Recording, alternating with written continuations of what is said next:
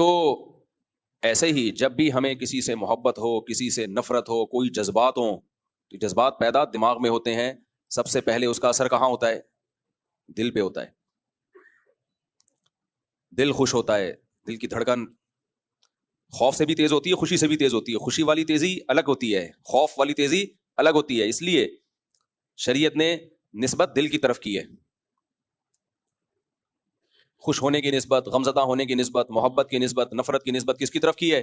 دل کی طرف. اور صرف شریعت نے نہیں، پوری دنیا میں دل کی طرف نسبت کی جاتی ہے. یہ میں اس لیے کہہ رہا ہوں کہ بعض ڈاکٹر کہتے ہیں بھائی یہ اسلام نے کیا کہا ہے، دل چاہ رہا ہے، دل تھوڑی دماغ چاہتا ہے.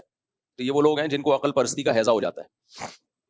ایک ہوتی ہے عقل کا استعمال، ایک ہوتا ہے عقل کا استعمال کا عقل پرستی کا بولو ہیضہ.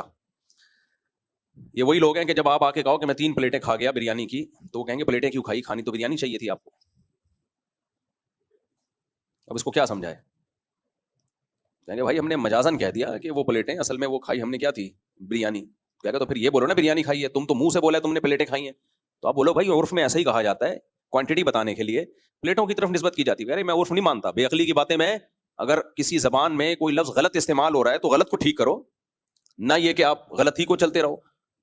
تو پلیٹیں کوئی نہیں کھا سکتا، لہٰذا آئندہ بولو بریانی کھائی ہے میں نے. تو ایسے آدمی کو ہم کیا کہیں گے؟ عقل پرستی کا ہیضہ ہو گیا ہے.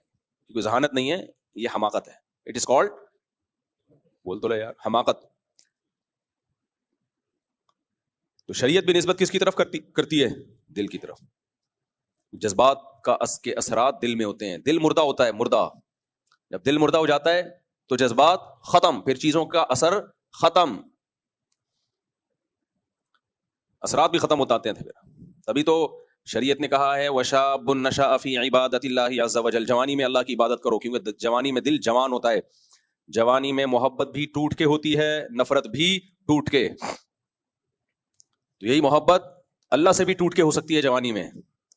دنیا مردار کا عشق جیسے ٹوٹ کے ہوتا ہے جوانی میں، بڑھاپے میں عشق ہوتا ہے بھائی. سوچتا ہے آدمی کہ عشق کرنا مناسب رہے گا یا نہیں رہے گا.